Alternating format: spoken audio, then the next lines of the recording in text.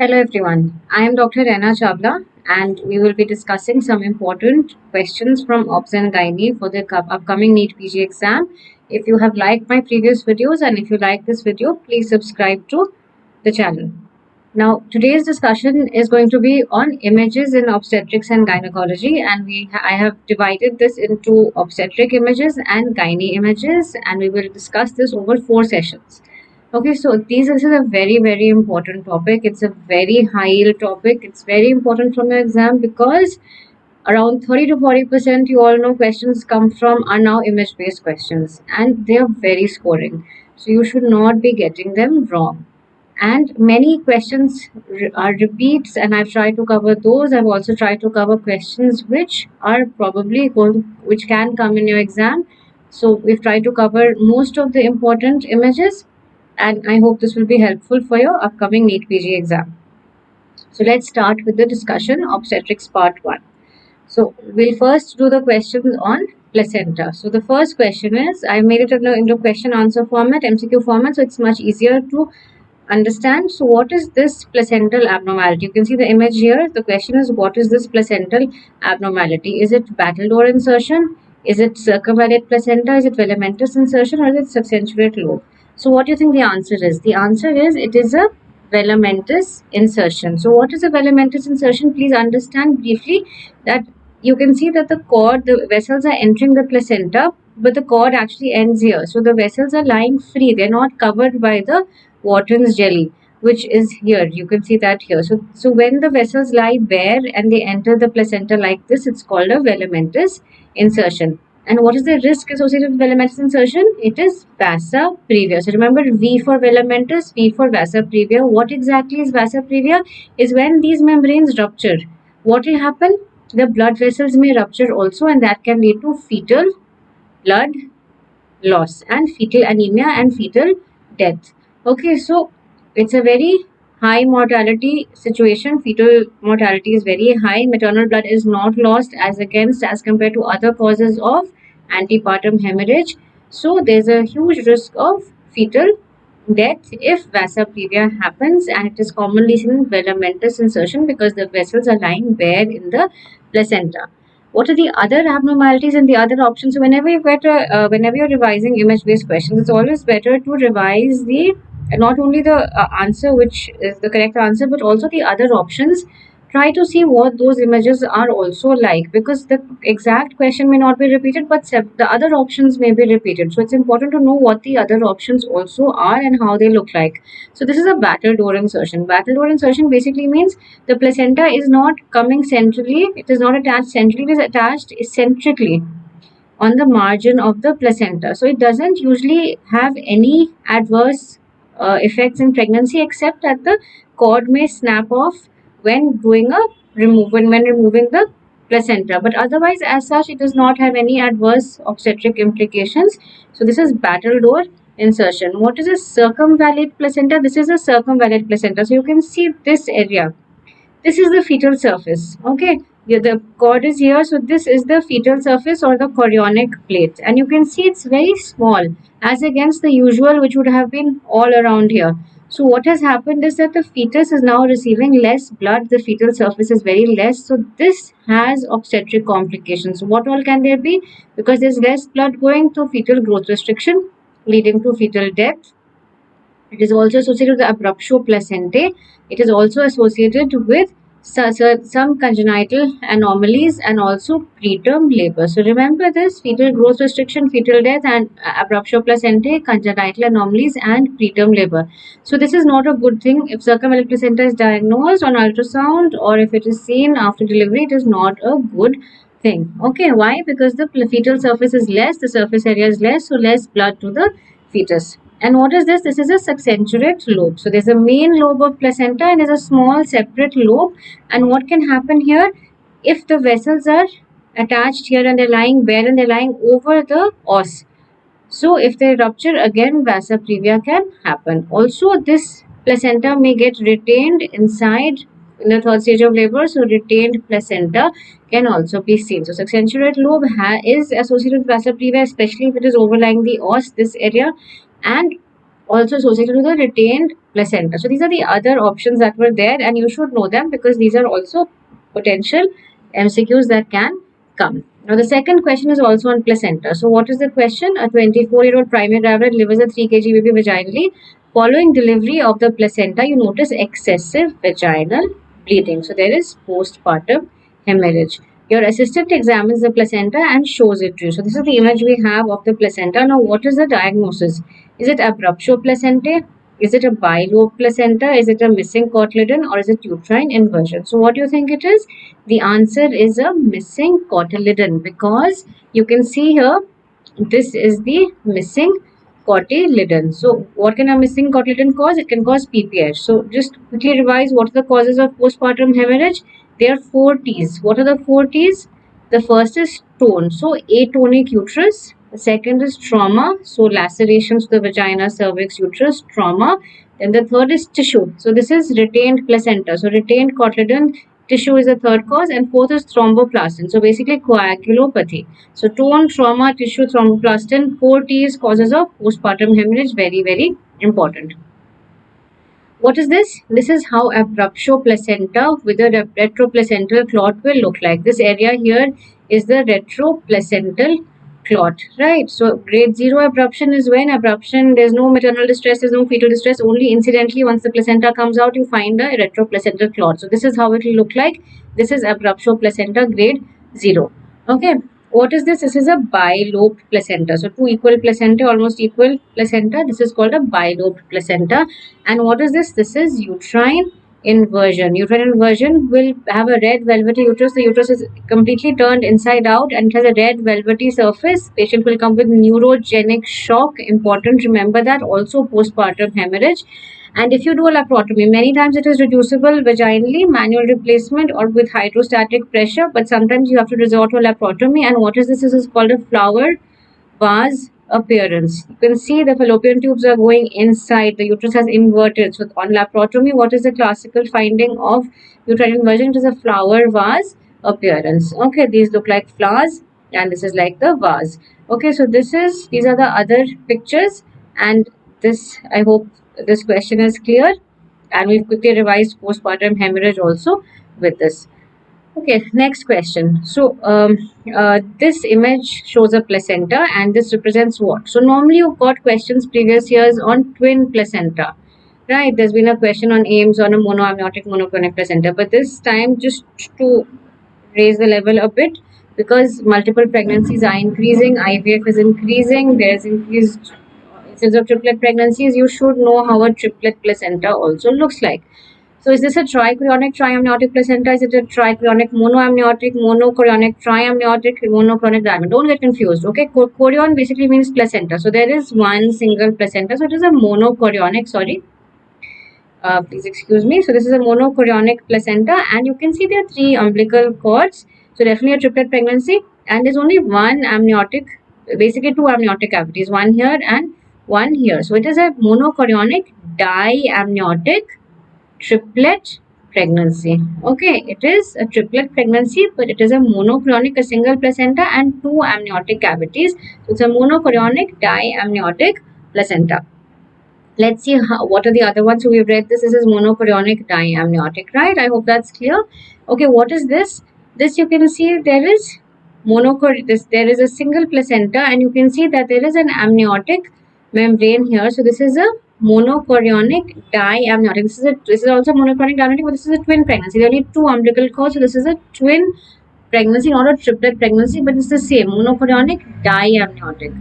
What is this? This you can see that separating tissue is much thicker. All right, so this is basically a dichorionic diamniotic placenta. They're almost like 2 separate placentae, and if you can't make that out, you can make out the intervening tissue is quite thick. So this is a dichorionic diamniotic twin placenta. This has come in the question in the previous exam. This is a monochorionic. It's a single placenta. There is no amnion separating at all. So this is a monoamniotic placenta. This is how the same thing with a triplet will look like. Monochorionic, monoamniotic. There is one placenta, 3 umbilical cords, no amnion separating anything. So monochorionic, monoamniotic. But this is triplet, and this is twin. What is this? These are three separate placenta. You can make out. If you can't make out, you can make out the intervening tissue is very, very thick. So there is three placenta. So trichorionic, triamniotic, triplet pregnancy. So one separate chorion, one separate chorion, one separate chorion, and each has its own amniotic sac. So trichorionic, triamniotic, triplet pregnancy. So just see the number of placenta and see the intervening membrane, whether it's thin, then it's just amnion. If it's thick, that means there are two separate placentae and two separate amniotic cavities. We will discuss a bit more about this in the imaging questions when we get images on twin pregnancy. I will try to clarify this better about what are different types of twins and how we see them on ultrasound also. Those are also possible questions. Now coming to questions on imaging. So in imaging, this again is very important. We're getting lots of questions on ultrasound these days, and so you should know the very basics. Okay, difficult questions don't come, easy questions come, but you should be clear about the basics in obstetrics. Okay, so the first question is: a 24-year-old primigravida presents at 5 weeks. A TVS, a transvaginal scan, reveals the following image. This is the image. Identify the structure shown by the arrow. So what is this structure? Is it a G-sac? Is it a fetal pole? Is it an ectopic pregnancy, or is it a yolk sac? So this is a yolk sac. This entire thing is a G-sac or a gestational sac, and the first anatomical structure to appear at 5.5 weeks is a yolk sac. Okay, I will repeat. The gestational sac will appear at 5 weeks. The yolk sac will appear at 5.5 weeks, and then at 6 weeks, a fetal pole with cardiac activity will appear. This is all on TVS, and on TAS it will appear after 1 week. So 1 week later, so this will be 6, 6.5, and 7 on a transabdominal scan. Transvaginal scan we see things earlier because the resolution is better. So 5 weeks gestational sac, 5.5 weeks yolk sac. What is seen here? This round structure is a yolk sac, and after 6 weeks, a fetal pole with cardiac activity. So let's revise that again.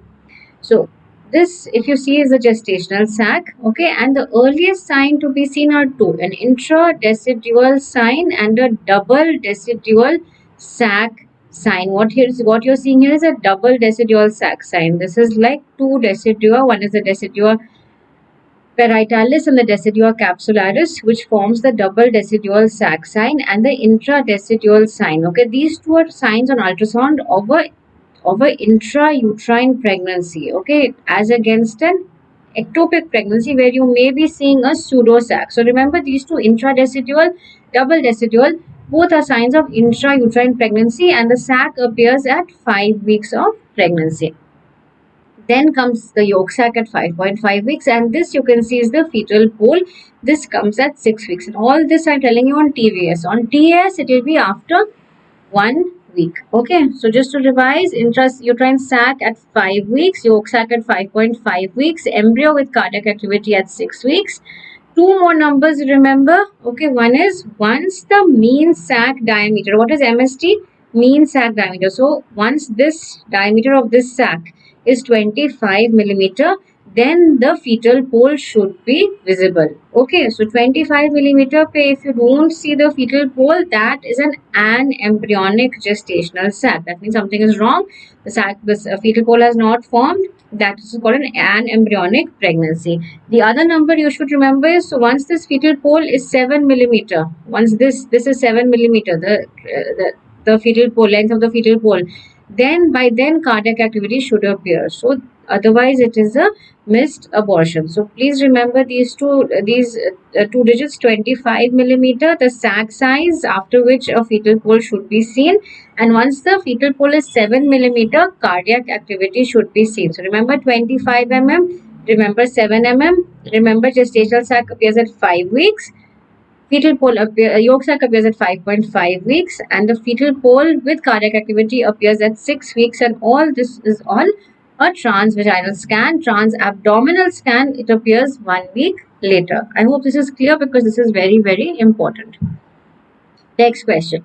A 32-year-old woman presented to the OPD with a history of irregular spotting since 2 months and abdominal pain. Her UPG was positive. A TVS revealed the image shown. Okay, so this is the image shown. The most probable diagnosis is. Now you can clearly see, don't have to think twice about this. You can see the Doppler has been put. Doppler means wherever there is red and blue color, that is Doppler. What does Doppler do? Doppler is a modality in ultrasound by which we can see the color flow in a structure, the flow of blood, the blood flow in the vessels.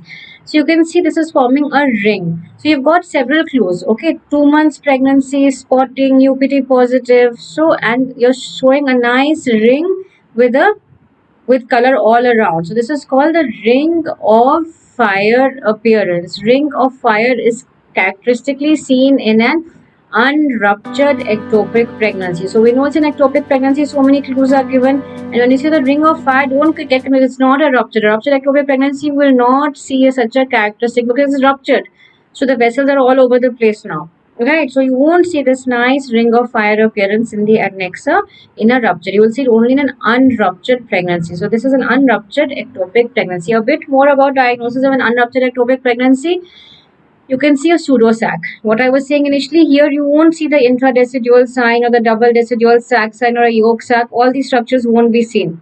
You will see just fluid collection in the endometrial cavity. This is the uterus and this is the endometrial cavity and small fluid inside, and usually this is centrally located. A gestational sac will be somewhere here. It will be eccentric. Okay, that's very important. Okay. So true sac, you can see the gestation sac is much more defined. The intradecidual sign is there. The double decidual sac sign is there, and it is eccentric. Okay, and after some time a yolk sac also will appear in this.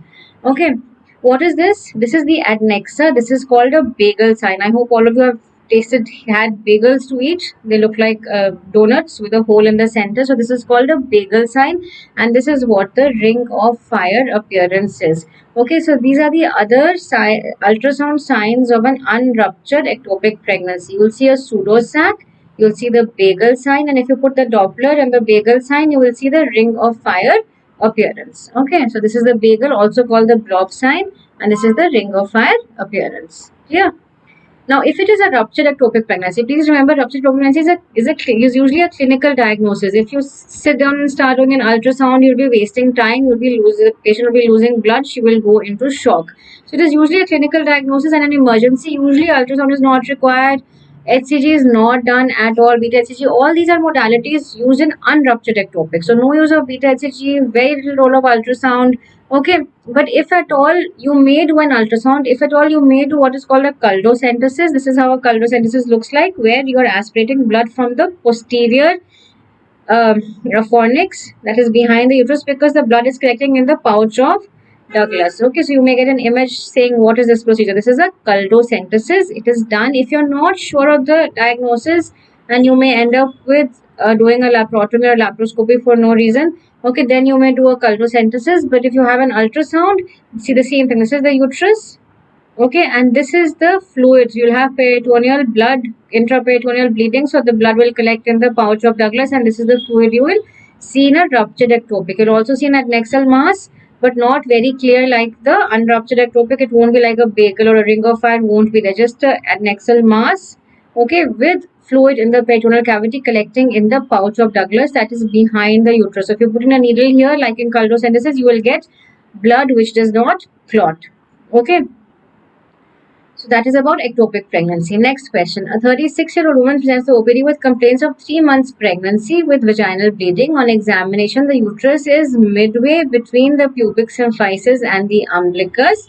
So 3 months pregnancy, where should you expect the uterus to be? It should be just palpable, but you found that it is much higher than where it should be. So the uterine height is more than the period of gestation, and ultrasound shows this picture. Okay, so what is this picture? Very commonly asked question. You should have guessed it by now. This is a snowstorm appearance. This is basically molar pregnancy. Okay, so this is molar pregnancy, and so the question is not what this is. The question is what is the best management option. So it become a clinical question. What will you do is the answer. The answer is you will first do a suction and evacuation. That is the primary management. Then if she is going into choriocarcinoma, if the beta HCG is not progressing, it is plateauing or rising, then methotrexate. So don't get confused. Molar pregnancy, partial or complete mole, you will do suction evacuation primarily.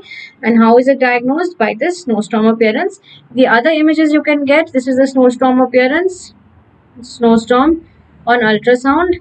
You can get this picture. This is grape like vesicles. I'm sure all of you know this very well. You can get this picture. You can also get this picture. What is this picture? These are basically the ovaries. These are enlarged ovaries, okay, and these are not normal. These are very big. This is theca lutein cysts. So this may also be a possible question. Theca lutein cysts are seen very commonly in complete mole. Okay, because of beta HCG, the ovaries enlarge in size and they form what is called as theca lutein cysts. So you actually may get an image of this also. Okay, so all three images you should be familiar with, associated with molar pregnancy, more so complete mole. Quickly, partial mole, complete mole differences. What is the karyotype in partial mole? It is 69XXX or 69XXY. In complete mole, it is 46XX. Okay, there is no female component in a complete mole. Okay, it's only male component. Here you have both male and female components. Okay. So, partial mole can be diagnosed as a missed abortion. Complete mole usually is very clear the diagnosis. Uterine size is larger than the POG in a complete mole. Theca lutein cysts are more common because beta HCG is higher in complete mole. Medical complications are both, it is rare, but in complete mole, slightly higher incidence. Very important question. This has come several times. Rate of subsequent gestational trophoblastic neoplasia is around 5% with partial mole. It is around 15% with complete mole. So complete mole, if you have there's a higher chance of this becoming malignant or turning into choriocarcinoma. Okay, pathology. You'll find fetal parts present in partial mole but absent in complete mole. Typical grape-like vesicles are seen. Fetal erythrocytes, amnion won't be seen in complete mole. The villus edema and trophoblastic proliferation are focal in partial mole. They are diffuse in complete mole. Atypia is mild here. Here it is marked. And there's something which is new. So I wanted to put this across. P57 KIP2 immunostaining. This can come as a pathology question also. Okay, this is very new. It's given in the newest edition of Williams. I thought I'll add it. P57 KIP2 staining is basically a maternal marker. So if you have maternal component in the genetic makeup, this will be positive. This immunohistochemistry marker will be positive in partial mole but absent in a complete mole. This is a new immunohistochemistry marker being used for making out whether it's a partial mole or complete mole. It is positive because there is maternal component in the partial mole but negative in the complete mole. P57 KIP2 staining, please remember this. Next question. Okay, so let's go to now some anomalies. A 31-year-old gravida 2 presented for an ultrasound at 13 weeks. Okay, on scan, a large septate neck swelling was seen. What is the possible karyotypic abnormality? So you can see here, this is the neck swelling. This is the fetus and this is the neck swelling and it's septated. You can see these septations. So what do you think this is? This is a cystic hygroma. Okay, and cystic hygroma is associated with which karyotype? I hope you know this. If you don't, the answer is Turner syndrome. So 45XO Turner syndrome. Usually you can diagnose this antenatally because you find the cystic swelling or cystic hygroma. Very important. Okay. Next question. What is this measurement shown by the yellow arrows taken between? This measurement is taken between when and when. So what is this measurement? You should know what this measurement is to know when it's taken. This is the nuchal translucency. Okay, and when is it taken? It is taken between 11 to 14 weeks. Very important. So the nuchal translucency is taken between 11 to 14 weeks when the CRL is between 45 to, if you can remember this, very good, 45 to 84 millimeters CRL. Crown rump length, when it is this long, when the fetus is this long, then you take it, or between 11 to 14 weeks. And what is it? Why is it taken? It is a marker for Down syndrome screening. Okay, it has a 60% detection rate for Down syndrome. So it is increased in those babies who have Down syndrome. It is also increased in those babies who have cardiac anomalies or even other karyotypic abnormalities like Turner syndrome. Okay, so NT is increased in chromosomal abnormalities and also cardiac anomalies. Next question. So this was your INICT research question. I've discussed it in my earlier videos also, but let's quickly go through this. 27-year-old lady presented to the OPD. She shows you the ultrasound image of her first pregnancy. Says there was a fetal anomaly. She is now anxious to plan her next pregnancy. So what will you advise her? Okay. So, but what is this anomaly? The question which came in the INICT was, what is this anomaly? I've tweaked it a bit. I've said, what will you advise her in her next pregnancy? So this is anencephaly. I hope you all remember this. Why? There is a missing cranial vault. You can see, and if you see it, see the front view, it gives a frog face appearance. Okay. That view can also be shown to you. This is a sagittal section, and this is, you can see the cranial vault is absent. So if it's anencephaly, it is basically an open neural tube defect. So what will you do in your next pregnancy? Will you do amniocentesis? No. It is not a chromosomal anomaly, it is an open neural tube defect. Will you do parental karyotype? No. Will you do NIPT? No, because these are not chromosomal anomalies, it is a neural tube defect. But what will you do? Yes, you will give a preconceptional folic acid, okay, to prevent neural tube defect from happening again. So I tweaked the question a bit. This is also how it may come. Okay. Let's look at some anomalies now. This is anencephaly, and this is the frog face appearance I was telling you. So both of them, you should know how it looks like on an ultrasound. Both of them have come in your earlier exams. What is this? This is a lemon sign. Okay, it is seen along with this sign. This is a banana sign. See, this is a fetal cerebellum, and this is basically the cerebellum has stretched out. It's called a banana sign. It looks like a banana, and this looks like a lemon. You can see this is pinching of the calvarium, and this is both these signs are seen in spina bifida. Remember lemon sign, remember banana sign, remember they are both seen in spina bifida. What is this? You can see this is the fetal head, and you can see something protruding out. So this is herniation of brain matter. It is an encephalocele. What is this? Herniation of abdominal contents in a sac. This is called as omphalocele, again commonly associated with karyotypic genetic problems like Down syndrome. So omphalocele, encephalocele. What is this? This has been asked previously. This is a double bubble sign. This is the stomach. This is the duodenum. This is seen in duodenal atresia, double bubble sign. And what is this? This is keyhole sign. This is the fetal bladder, and there is an obstruction because of a posterior urethral valve, and the bladder keeps filling up, and this is called a keyhole sign. So these are some important easy anomalies which can be asked you in the exam. Anencephaly, lemon banana sign seen in spina bifida, encephalocele, omphalocele, double bubble sign, and keyhole sign seen in posterior urethral valve. These ones you should know. The rest you don't need to know. These are the ones which can be asked or have been asked in the exams. Okay, next question. The image shows overlapping of skull bones in an intrauterine fetal demise. This sign is known as, is it Halo sign, is it Ball sign, is it Spalding sign, is it Buddha sign? The answer is yes, it is Spalding sign. So you can see these overlapping of fetal skull bones. This is seen in intrauterine fetal demise. Usually after 5 to 6 days, this sign is seen. It is actually a sign on X-ray. Okay, before ultrasound was there was no other way to diagnose intrauterine fetal demise because you're not seeing real-time fetal heart rate, right? So these were all X-ray signs. So before, what happened was, these were the signs which were seen on the X-ray. The Roberts sign, which is the earliest sign, that is gas in the main arteries like the aorta. Then Ball sign, the fetus would get crumpled up and look like a ball.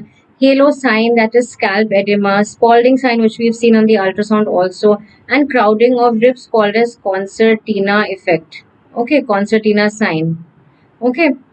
But now we don't do X-ray anymore, you know that. For diagnosing intrauterine fetal demise, we do an ultrasound, and on real time you can see that there is no beating heart, so there's absent cardiac activity. Apart from that, you see scalp edema, you see collapsed cranial bones and overlapping of cranial bones, which is actually the Spalding sign seen on X-ray.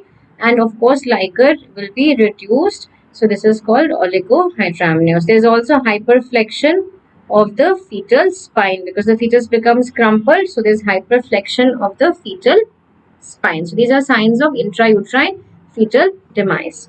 Next question.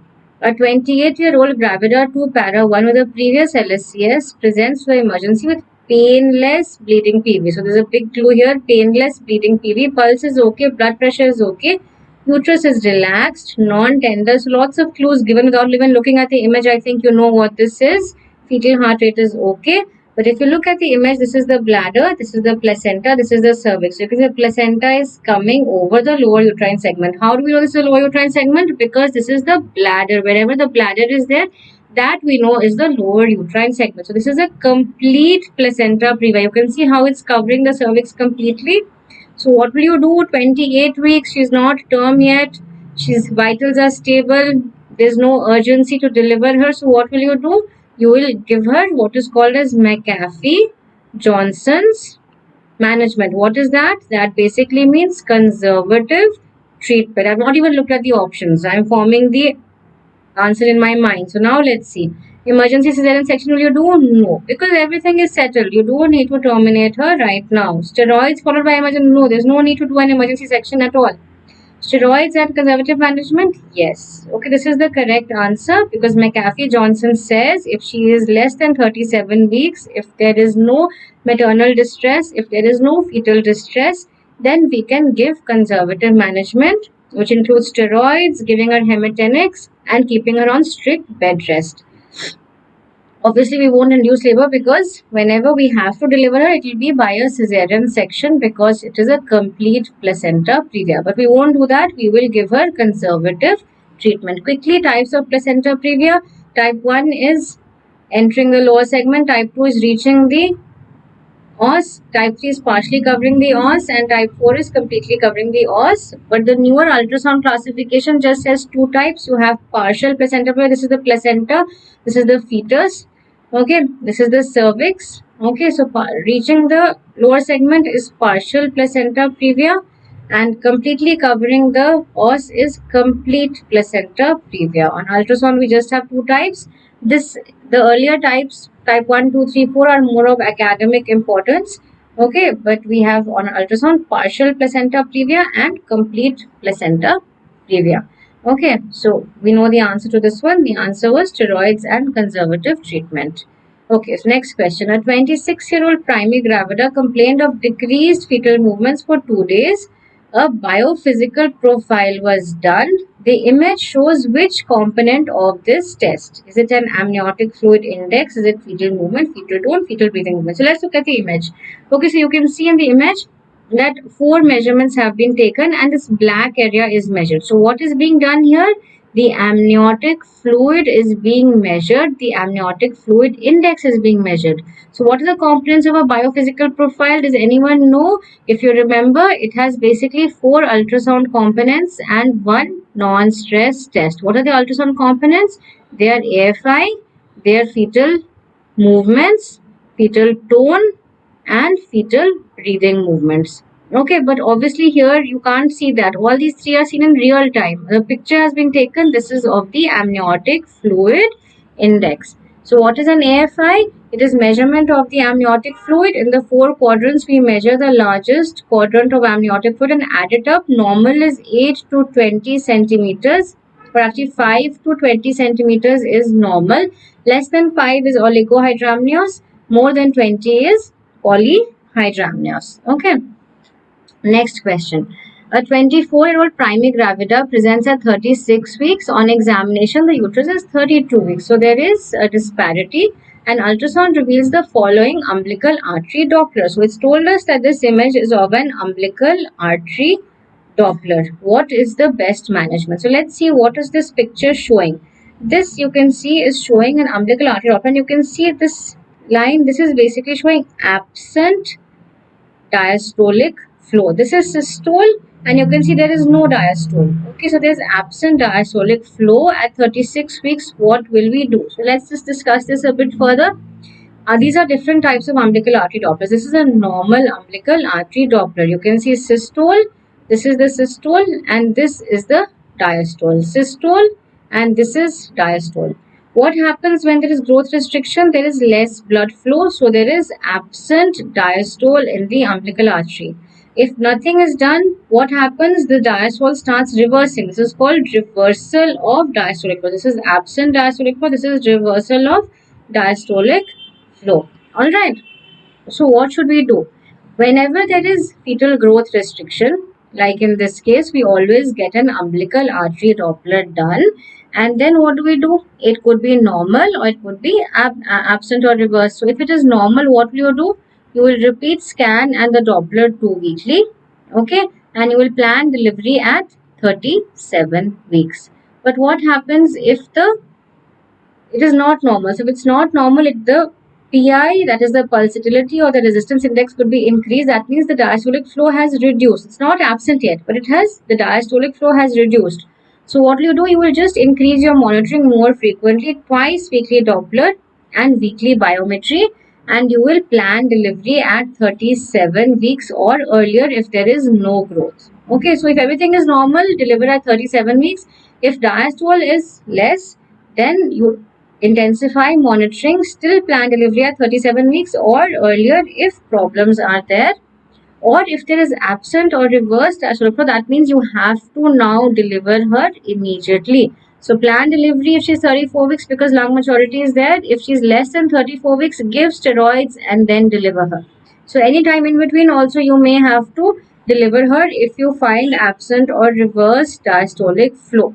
Okay, so in this question, what was there? So what are the two things you should look for? You should look for the problem. She has fetal growth restriction and you should always see the POG. So she is 36 weeks with absent flow. So she's crossed 34 weeks. There is no need for steroids, but because there is absent flow, you should immediately terminate or deliver this baby. So what are the options? Immediate induction of labor should be the correct answer, not steroids, because she's crossed 34 weeks. No need to wait till 37 weeks because there is already absence of flow. That means this fetus is already getting hypoxic. And of course, there's no point doing an NST now because the Doppler is showing absence. You have to immediately induce labor in this lady. Okay. So that's the correct answer. Okay, next question. A 28-year-old G2P1 presents to the OPD at 24 weeks. She is RH negative. Her husband is RH positive and she does not remember if she received anti-D following her first delivery. An ICT, an indirect Coombs test, is advised, which is positive with a titer of 1 in 32. An ultrasound Doppler of which vessel is advised? Okay, so what will you do? The image is given. So what vessel is this? So basically in an RH isoimmunized pregnancy, what we are looking for is fetal anemia. Okay. And how do we know whether there's fetal anemia? By looking at the flow of blood in the middle cerebral artery. Because whenever there is anemia in the fetus, the fetal body will redistribute blood flow such that the brain, which is the most vital organ, receives maximum blood. So in anemia, maximum blood is going to the brain. So if we find that the flows are higher in the brain, that means there is redistribution of blood and there is fetal anemia. That's why the brain is getting more blood. Okay, to understand this better, what should you do if there is an RH negative mother with an ICT positive? Keep doing the ICT till 24 weeks and then weekly. If the titers cross more than 1 is 16, do a peak systolic velocity of the middle cerebral artery on an ultrasound and see the flow. If the flows are high, that means the brain is getting more blood because the fetus is anemic. That is when you will sample the cord, the fetal cord. You'll do an intervention. You'll put a needle inside the umbilical cord, take out the fetal blood sample and see if the fetus is actually anemic and consider intrauterine transfusion with O negative blood if the fetal hematocrit is less than 30%. So the vessel we're seeing here is the middle cerebral artery on ultrasound. Very, very important. Okay, so the last question and then we end this session before the next session on labor topics, labor images. So a 23-year-old presents to the OPD at 14 weeks. She has been diagnosed with twin pregnancy and shows you this image of her ultrasound. What is the type of twin? So you can see there's one fetus here, and this is the intertwin membrane. And you can see that it's forming an inverted T with the placenta and hence it is a monochorionic diamniotic type of twin. So what are the two things we see? These are the two types of twins that can come in the exam ultrasound findings. These both usually are done between 8 to 14 weeks is the best time to see the chorionicity. What is chorionicity? It is the type of placenta. Why should we know this? Because if it is a monochorionic twin, the chances of complications are higher. Now see the difference here. You can see this separating membrane is much thicker. So this is called a lambda sign or a twin peak sign. So if it's thicker, that means they are two separate placenta. So dichorionic, diamniotic. But like in the image in the question, this is a very thin. So it's forming an inverted T or a reverse T. So that means it's a single placenta, monochorionic, but they are two separate amniotic cavities. So it's a monochorionic diamniotic twin. So twin peak sign is seen in DCDA or lambda sign, and reverse T or inverted T is seen in monochorionic diamniotic kind of twin. So what are the types of twins? Quickly I'll discuss this and we'll end this session, okay, because it's become quite long. So we have dizygotic twins where one ova is fertilized by one sperm, it forms an embryo and this embryo splits. So this is a dizygotic, and because it's this is my mistake.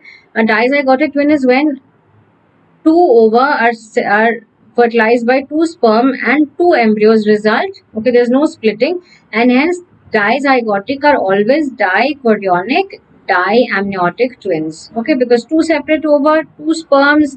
Okay, so dichorionic diamniotic twins are basically dizygotic twins are always DCDA. They have their own placenta, their own amniotic cavity because they are completely two separate embryos.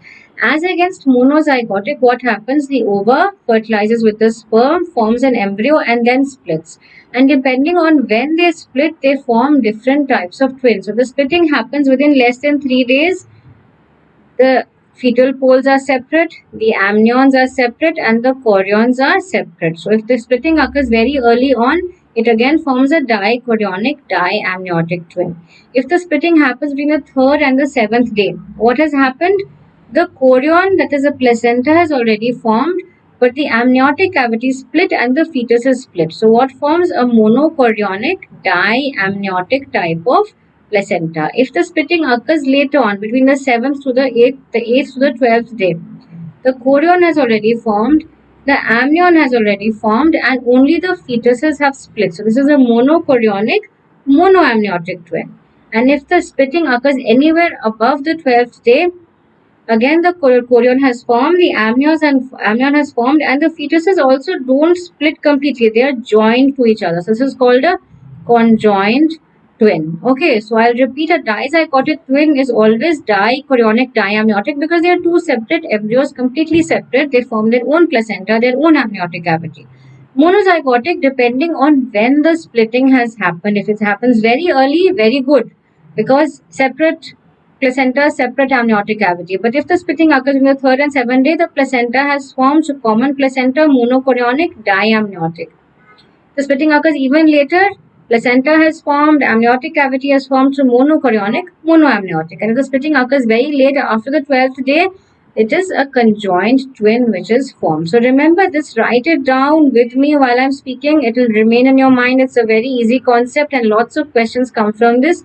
Monochorionic twins, why should we know this? Because monochorionic twins, any of these, have a higher incidence of complications, especially twin to twin transfusion syndrome and the trap sequence, TTTS and the trap sequence, which are again possible questions. This came in the recent INICT. Why? Because of the vascular anastomosis. They have a common placenta, so they share common vessels, and that is why these two complications are of a higher incidence. So I hope that this session helped. We will have one more session on obstetrics, and then we will have 2 sessions on gynae images, and that should complete your images from obstetrics and gynae for the NEET-PG. Thank you very much.